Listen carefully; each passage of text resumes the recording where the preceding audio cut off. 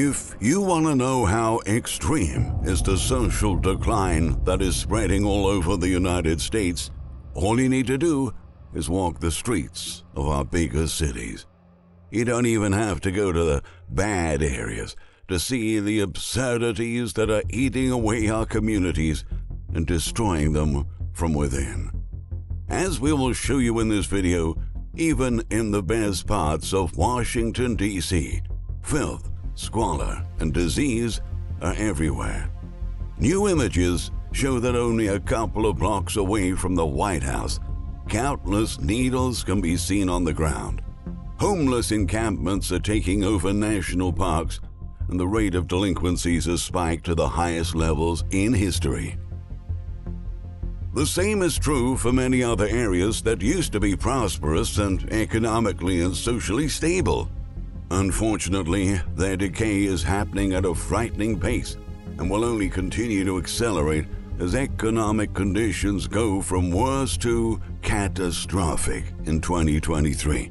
Some people may not believe this, but at one point, Philadelphia was one of the greatest cities in the world.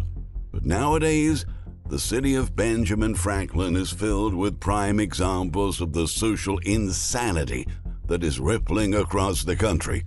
On Twitter, one user shared a video while walking the city's streets, witnessing dozens of people from different backgrounds passed out on the sidewalks, while others, clearly under the influence of illegal substances, were in a catatonic state that would shock anyone.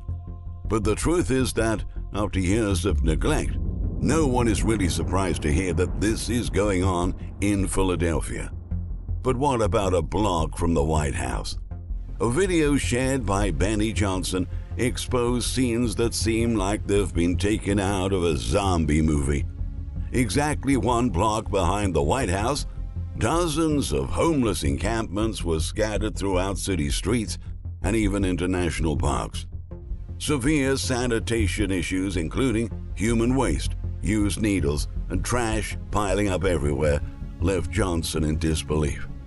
At D.C. Sparkle Street, glass from smashed car windows posed a threat to everyday citizens walking by. Even in front of St. John's Cathedral, garbage dominated the landscape. This is an apt metaphor for a country in decline, Johnson stressed. On the West Coast, things are no different. In recent years, Portland, once considered one of the finest cities in America, has become something short of a dystopia, where shop owners sleep with self-defense tools behind their pillows, and citizens must act as law enforcement agents. During an interview with the National Review, Tritec Bikes owners Dylan Carrico Rogers says he slept at his shop for 7 months with multiple self-defense tools under his pillow. In New York City, poverty levels have become so oppressive that its homelessness crisis is spiraling out of control. The Daily Mail reports that the city has called the National Guard to deal with the displacement crisis that is overwhelming homeless shelters and facilities, as the staff are unable to cope with the surge. National Guard reservists are being deployed to help with day-to-day operations at many shelters, including managing the capacity, distributing food, and helping out with staff shortages. There are well over 65,000 people currently living in New York City's shelters, close to 13,000 of which have become homeless in the past year, according to the Department of Homeless Services.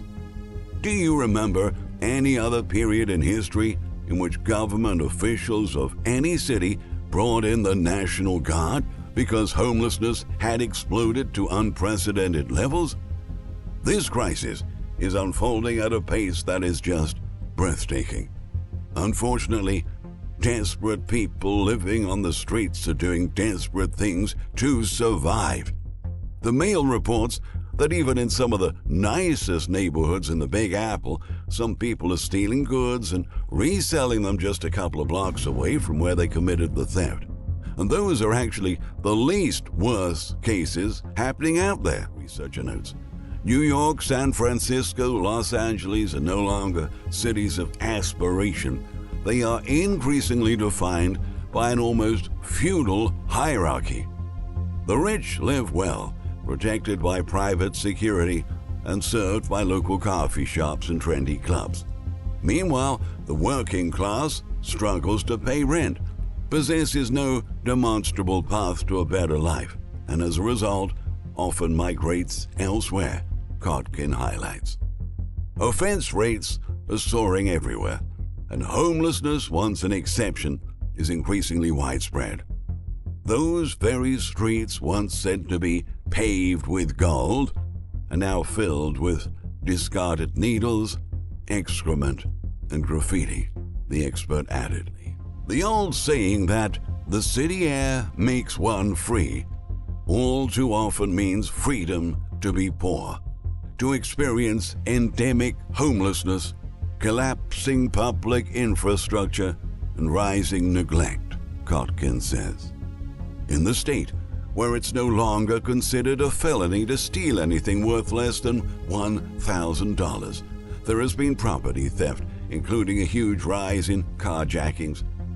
Since 2019, Walgreens closed over 30 outlets in San Francisco due to skyrocketing cases of retail theft and weak law enforcement. At the same time, New York small businesses experienced a 222% increase in burglaries last year. Sadly, it appears that our leaders are not too worried about restoring the economic and social balance this country needs to start thriving again.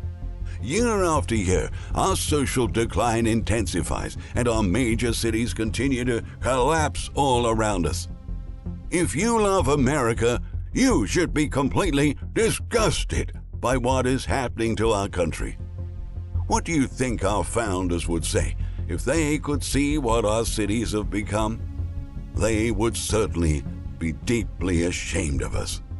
And we should be deeply ashamed of ourselves too, because we should have never allowed our beloved country to sink so low.